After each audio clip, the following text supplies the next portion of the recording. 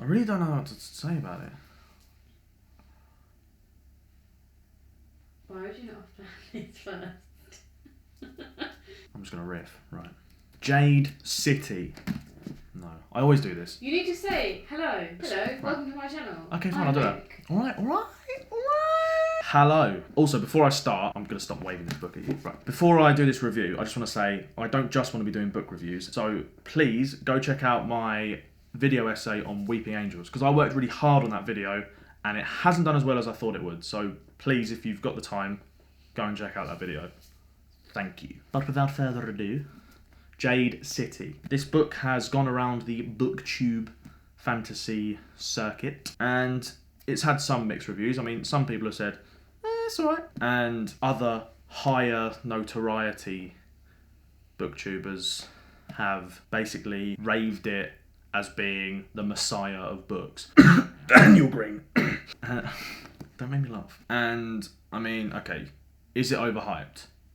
By some people, yeah, probably. I mean, I didn't think it was amazing, but I definitely really liked it. I haven't read anything with this sort of setting before. It had this mix of like Hong Kong gangster martial arts with like a Godfather-esque tone to it. It's about warring clan families that are fighting over territory within this city, and it was very political. It's not like a Brandon Sanderson epic. You don't have crazy big fight scenes and sweeping character arcs. It's all very shady, political, meandering for a lot of it. And I use that word deliberately. I think this book did meander for a bit, and it took me longer to read this than I would have liked because parts of it I found kind of boring. I know that's going to shock some people. I don't know, sometimes you vibe with a book, sometimes you don't. Reviews are completely subjective. But yeah, the setting and the world building. I didn't find the world building to be exceptionally deep, but it felt different and new to me. And it felt fresh.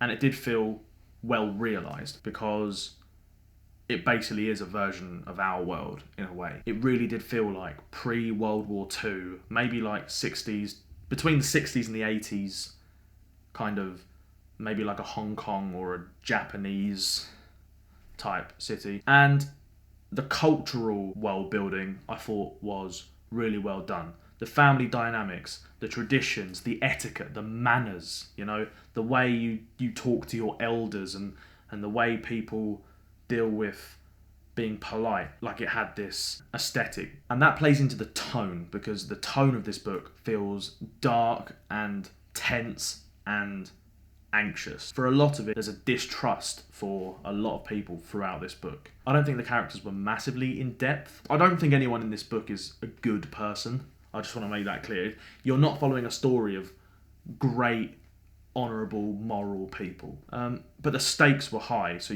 I obviously still cared. Like, at the end, I was really worried that one of the characters was going to die, and I really couldn't call whether they were going to die or not. And I think that's good writing, because sometimes you just know that that character's safe. You can tell if it's the author's favourite character and that they're not going to kill them off. So you follow a few main characters, and some of them I could take or leave. And one of my favourite characters, who I thought I was going to be following for most of the book, who I thought was the main character, I ended up not following that character for ages because their point of views stopped being a thing, and that annoyed me. And I find that to be because it was necessary, but I would say it would be a structural issue, because I don't want to be following someone and investing in a character and then really getting used to them being the main character and then not being able to follow them anymore. That did bug me, but I understand why it happened. It did sort of need to happen.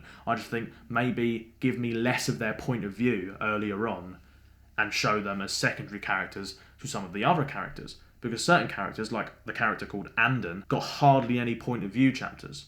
So I could have experienced one of the main characters through that character.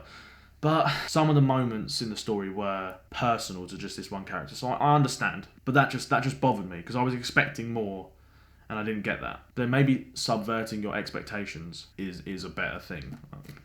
I don't know what I'm talking about. I'm just a dude ranting about books in his bedroom.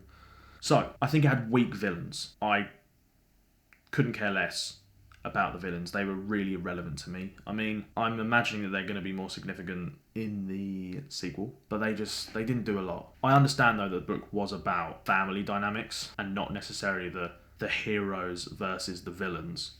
But I just maybe would have liked a bit more from these antagonistic characters. I don't know if you guys have noticed, my reviews tend to literally be me making points and then me arguing with myself to justify the author's decisions. I haven't made my Fonda Lee joke. Not at the end.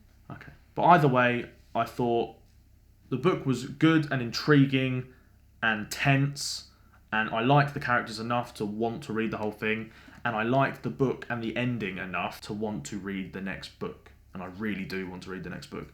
So she's done something right. I mean, I don't think the prose is amazing. There was enough subtext. I suppose she didn't shove the characters down our throats as much as some other authors like some other authors in fantasy do. So no, I found myself disagreeing with myself more in this video. Like, I actually like this book more now thinking about it than I did whilst reading it and initially finishing it. Yeah, no, I'm excited to read the next book. The ending was intriguing. It was good. Okay. But there were mixed reviews for this book. You know, some people said they didn't like it at all. They found it boring. Some people said they hated the characters.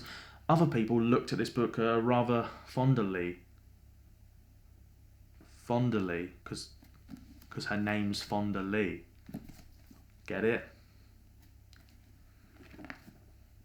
Sorry. But yeah, I am going to rate this between 0 and 10. 0 being throw it... Wait, what did the Nazis do to books? It's between 0 and 10. 10 being absolute masterpiece. 0 being burn das Buch. But yeah, I am going to give it... what's 6 in German? 6 out of 10. Yes. Yeah, if you like fantasy and you don't mind urban fantasy with cars and boom booms, this could be the one for you. Please check out my other stuff. Please like, because that gets me up in the algorithm and then I can have more than 2 subscribers. That would be nice. I want to thank the channel Seeking Stories for giving me a shout out. That was nice of him and that gave me a nice little boost, so thanks for that. Leave comments, because I like responding to comments. I like having discussions in the comments. That's always fun. And yeah, subscribe and shit. Auf Wiedersehen.